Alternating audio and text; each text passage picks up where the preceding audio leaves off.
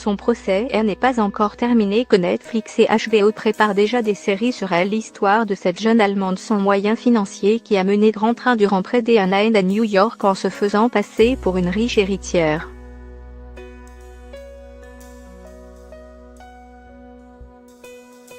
Anna Sorokin, la fausse héritière allemande qui a ensorcelé New York. Son procès n'est pas encore terminé que Netflix et HBO préparent déjà des séries sur elle, l'histoire de cette jeune Allemande sans moyens financiers qui a mené grand train durant près d'un an à New York en se faisant passer pour une riche héritière.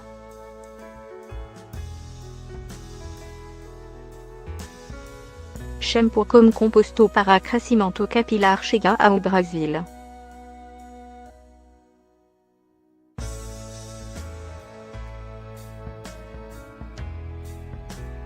Ridmore.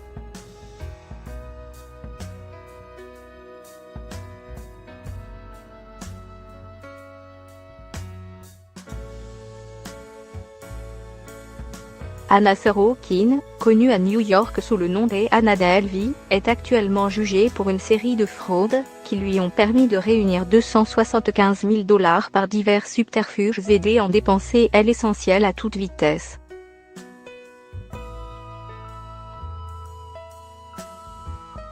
Arrivée dans la plus grande ville des États-Unis début 2016, cette jeune femme d'origine russe au visage juvénile a séjourné, à LA, dans plusieurs grands hôtels de Manhattan, dont les employés ont, à chaque fois, été mystifiés par son aplomb.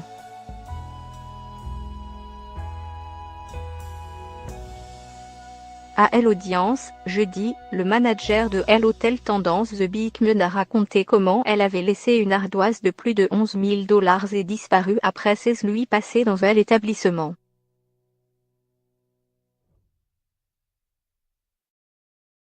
Comme elle l'avait fait à Paris, où elle fut un temps stagiaire au magazine Purple Fashion, elle s'est vite mêlée aux habitués des lieux branchés de New York, dont certains elle ont accueilli dans leur cercle.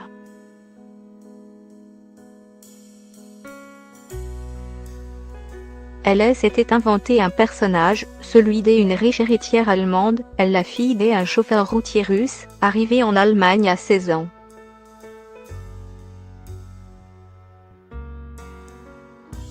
Ich fick make it der, elle make it anywhere.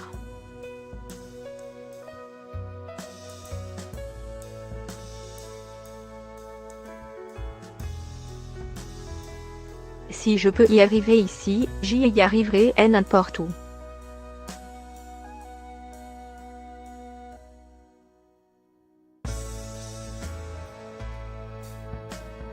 À l'ouverture du procès, fin mars, Todd Spodek, son avocat, a cité la chanson New York de Frank Sinatra.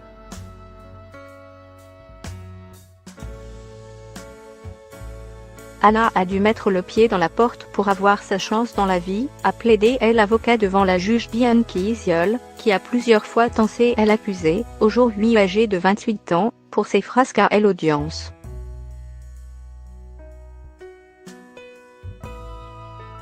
Elle avait ainsi refusé, à plusieurs reprises, de se présenter, estimant que la tenue choisie par sa styliste personnelle n'était pas à son goût.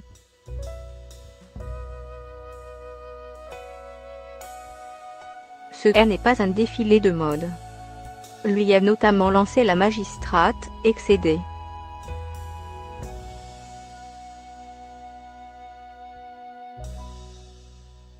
Jet privé et palace.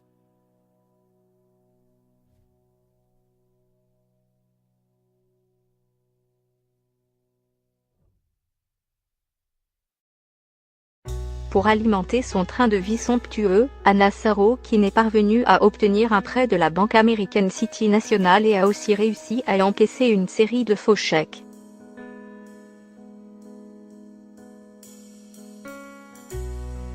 Mais ses projets étaient beaucoup plus ambitieux et centrés autour d'un projet de boîte de nuit haut de gamme avec une touche de galerie d'art.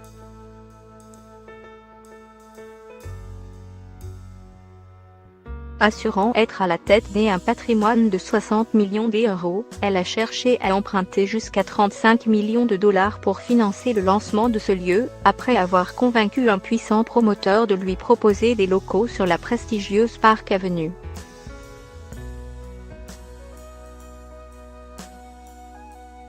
Elle n'a finalement jamais obtenu ce prêt.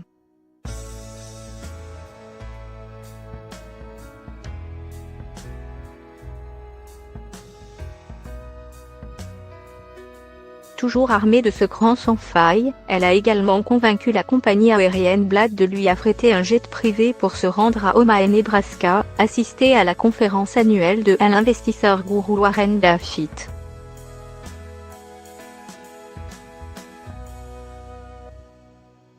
Facture de l'opération, jamais honorée, 35 000 $.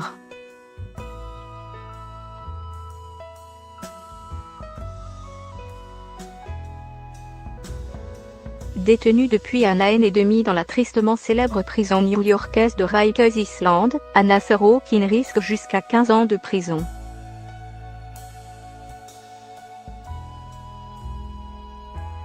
Son histoire a été révélée au grand public par un article du magazine Vanity Fair, écrit par une photographe du mensuel qui était devenue amie avec Anna Sorokin, avant que celle-ci ne la fasse tomber dans un traquenard.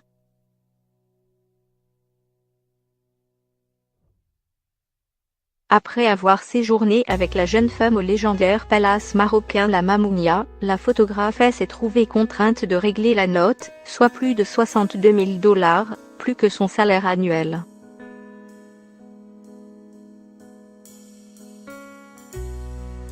Les droits du récit de Vanity Fair ont été achetés par la réalisatrice et actrice Lena Dunham, qui va en faire une série pour la chaîne câblée HBO.